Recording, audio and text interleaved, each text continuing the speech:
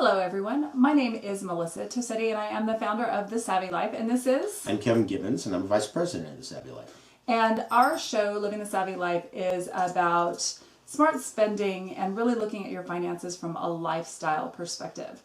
One quick thing before we jump into our topic today is that our show is rather unique in that we are actually streaming live via Caffeine TV. And we are recording for the future for YouTube. We do our channel, Living the Savvy Life, on YouTube. If you're watching us live right now, you can check us out there. If you're watching us in the future, you can check us out on Caffeine TV. Yeah, and if you go to Caffeine TV and you subscribe and register, then you'll have the ability to interact with us and type in questions that we'll be able to see on the screen down below, and then we can have a conversation instead of with you, rather than you just listening to us talk. So. And with that, let's start with listening to us talk. Okay. Well, our topic today is buyer's paralysis, and this is something that I found an article on recently, and I think that it really is kind of interesting. Talk about what buyer's paralysis is and why it was the subject of a feature article. And to put it simply, buyer's paralysis is something that a lot of people from Europe face when they come to America and go into a supermarket for the first time. And that's that there's just so many choices. You get paralyzed and you can't make a decision. You go in to buy peanut butter for peanut butter and jelly sandwiches, and there are 20 different kinds of peanut butters, and I don't know which one. Without exaggeration. Oh, yeah. And so the reason that this was being written about is the author, who I can't remember, was saying that this is a problem, and how do you get around buyer's paralysis, and how the retailers today are helping you avoid it through their inventory process. So we'll go ahead and start and work all the way through that. So first of all, let's go back and talk about what buyer's paralysis is. Again, it's the idea of walking into a store and just being overwhelmed with choices. And we really want to know, do you feel that in any of your buying decisions? It's not just walking into a grocery store. It can be anything. It can be going to a car store and figuring out what kind of tires to put on your cars. It can be, if you're going with a financial investor, financial advisor, which mutual fund do you put your money into? I mean, we're surrounded by a plethora of options. So it's interesting, and one of the answers to that might be, do you love going into a store like Safeway or Vons and you've got all this choice, or do you really just feel so much more comfortable when you go into a place like Trader Joe's? Yeah. And you've got, here's your choice of peanut butters. Here's the one brand, and it's likely a Trader Joe's. Yeah, and you decide you like it. It's good for you. Exactly, and there's something about that. So you may have made that decision without ever even realizing it, just based on your comfortability walking into a particular place. Right. A very good friend of ours, Jana, absolutely despises going into the grocery store. Yeah. It's just not something that she enjoys, and part of that is that overwhelm. It can get very complicated for a lot of reasons. Most of us want to purchase the best quality items for ourselves and our family, whether that's food, and we'll talk about food because it's a convenient one. Yeah. By the same token, we also want to purchase the most economical, get the most money for our value, or the most value for our money, I should say. So you want to be, savvy about that, and that can get really challenging because we've talked about this before. Grocery stores are famous for putting the price per unit in all kinds of different units, so you can't do the math. They intentionally do that so you cannot do the math. So they'll offer, going back to peanut butter, one peanut butter, they'll say, this costs 13 cents per ounce. This costs 20 cents per serving. How big's a serving? 1.33 ounces. All right, well, now I've got to do the math. All right. I thought everybody had to do it. I thought that was the... They're different. Interesting. Safeway actually does a pretty good job about that. They have to do it in terms of some unit, but it does not have to be the same Interesting. unit. Store to store. I believe so. Interesting. Yeah. Okay. Yeah. Because I've seen that a lot, just looking at different brands within, even at Safeway, where it'll be mixed. Oh, okay. And so it just kind of, this one will say it's this price per can versus this price per ounce or this price per serving. They're not always the same. Okay. Yeah, and so that can, again, that just makes it a little more so you have this paralysis. So if you do have this paralysis, what can you do about it?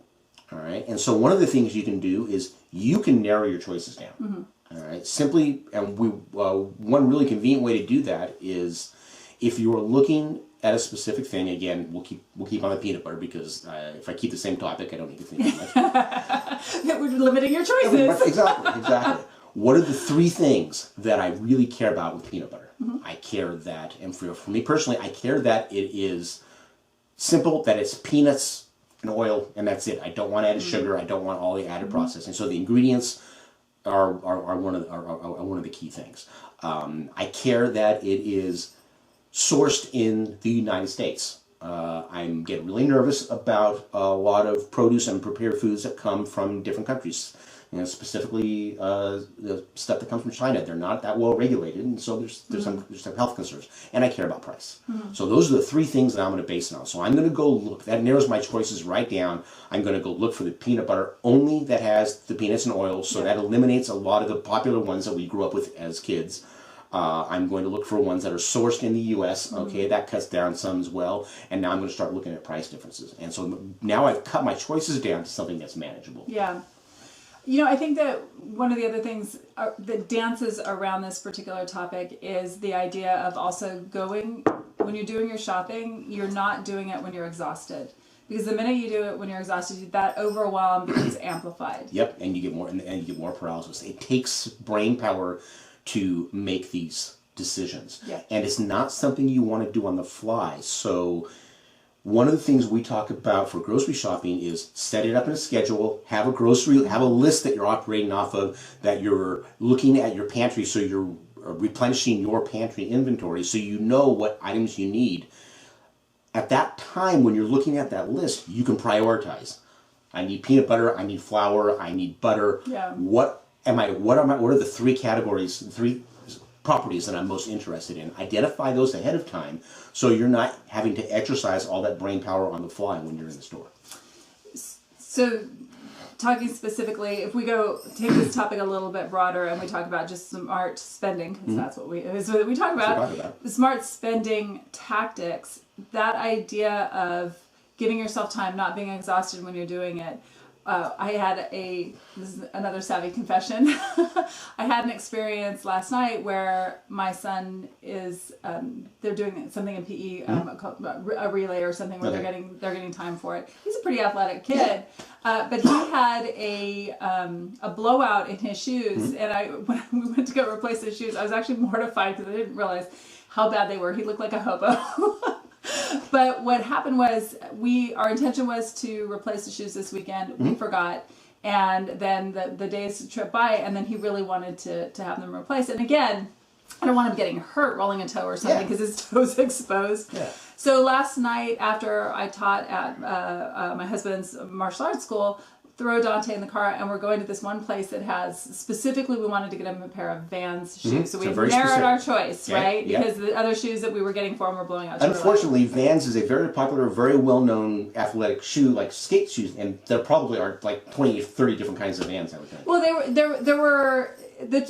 I guess I would say that as I'm stumbling over this, I would say that we had narrowed the choice of the brand that we wanted. Yes, and then he specifically wanted a skate shoe. Okay. So we had that narrowed. So then we had to find a store that would carry them at a time that we're available and near enough that we can do it. So I'm making this story much longer than it needs to be. We're getting out of the car, and as we're getting out of the car, I told Dante, this is a savvy lesson that I want you to remember. If they do not have the shoe that you want, you have two choices. You can either buy something else that you might not necessarily want, which is not savvy, or you're going to have to wait, and we're going to have to wait until we have the time to go somewhere else or order them online for you. So what happened was that we did not give ourselves the time. We did not make it a priority until we had a choice, right? But it got to that uncomfortable point, and that is another just level of not smart spending that comes up, I think, for people on a daily basis. What is not important, all of a sudden becomes very, very important. And that's when we're making not necessarily negative money decisions, but we're making money decisions out of desperation. Yeah. And that's a bad place to be. And your choices dwindle. Whereas if you had made this decision and taken action several weeks ago, you would have had the option to go to a couple of different stores, look for a good price, look at the styles, compare online.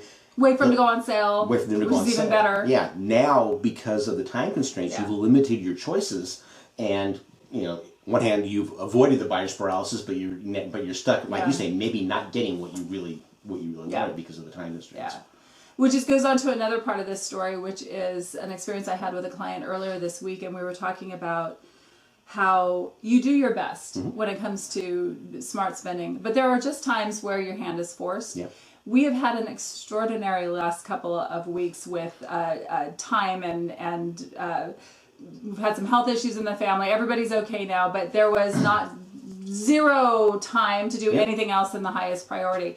And I could have beaten myself up about what happened last night, but I didn't, because you know what, sometimes things happen, and when you're savvy about your spending and you spend smart on all these other opportunities, when those times do happen, it is much easier to go, okay, it was, lesson learned. That was one. Yeah. And all I lost last night was time, because it was just one more thing to do on a Wednesday night.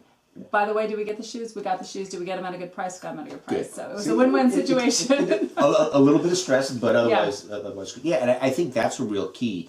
Where people get beaten down is when day in, day out, they're faced with these situations and feel like they're constantly reacting and can never get ahead. Then you're always feeling that you're on the losing end. If 80% of the time you're doing the right things and you stumble once in a while, you're doing great. And we actually talk about that a lot. Yeah, if you can nail it 80% of the time, life is you're doing great. So before we wrap up this topic, I wanted to talk about the flip side with the whole buyer's paralysis aspect. And that's that a lot of stores are helping us with this by limiting the options now. And they're managing their controls, they're managing their inventories much more tightly to increase their profit margins and reduce the amount of inventory that they're holding. So now you may run into a flip side case where you go into a store and, man, my favorite brand of peanut butter that I've been buying for the past 5 years, the store's not carrying it anymore. What the heck? What do you do when that happens? Well, you have three options. All right. You can take a look at what they do have and go back to your prioritization that you use to reduce your options and reprioritize. Say, okay, here's what I'm looking for. Yeah. Of the remaining choices, what's the best one? You can go to another store that still carries that and say, all right, I know that this is an extra trip I'm planning for myself, but it's really worth it to me, or I'm going to go do it. Or the third one, go to the store manager and say, why did you stop carrying my favorite peanut butter? Yeah. I would really appreciate it if you would carry this brand for me. Because most people don't express their wishes to the stores, so the stores just look at the numbers and they just pick the top 3 selling ones. Those are the ones we're going to keep. And a lot of people don't care, or they don't voice their opinion. If you go to the store manager and say, if you don't carry this brand of peanut butter, I'm going to go buy it at another store. A lot of times the store manager will go, I don't care what peanut butter brand I carry. As long as it sells, I'll switch it over. And then now you've got your brand of peanut butter in your store, and everything is great. It's worth a shot. You can ask. Yeah. It never hurts to ask. Yep. Yeah. Well, definitely lesson learned. It does not hurt to ask. So there you go. And I would say that you probably have a fourth option, which is to order it online. Personally, I'm resistant to that, because just the thought of like one more spend, one more, there's that level of convenience that you're looking for. So it's, again, it's options, right? There's too many options. We will talk about this in another session, because it's a full-time topic. But when you're ordering things online, keep in mind the packaging and the delivery costs and the effect on the environment of the world. Yeah. All right, just something to keep it, that you're getting it very convenient, but at what price to society? And that like I said, that's a very long, involved topic. We'll do that another time, but that is just something to consider on that. Yeah, sometimes, I shouldn't say sometimes, it goes back to the overall topic. There are just too many options, and we either get paralyzed or we buy them all. And like I said, this goes into everything. I use the example of the peanut butter, but this is the same thing if you're talking with a financial advisor trying to figure out what mutual fund to invest in. The last time I looked for my portfolios, I think I had the option of investing in about 50 different funds. How the heck do you pick the right one? So if you're working with a financial advisor, what you want to do is ask for your financial advisor's specific advice as you're doing that, because that's their job. And tell them, again, what your priorities are. What are you looking for? I'm interested in an eco-friendly fund. I'm interested in somebody that only, that doesn't invest in these particular investments because of political, social, environmental reasons. Make sure that you tell the advisor what's important to you, so that you can prioritize and start cutting that stuff down. And they can guide you along the way. Yeah. Excellent. All right. It was a good topic. All right. Well, thank you. Thank you very much for joining us, and we look forward to talking with you again next week. By the way, if you're watching us on YouTube and you want to check out some of our other stuff, some of our other topics, we publish a video just about once a week. Yeah, once a week. You can check us out on social media. The majority of the social media is out there. Check us out on our website, thesavvylife.com. And I hope you have a great week. Thank you. Thank you.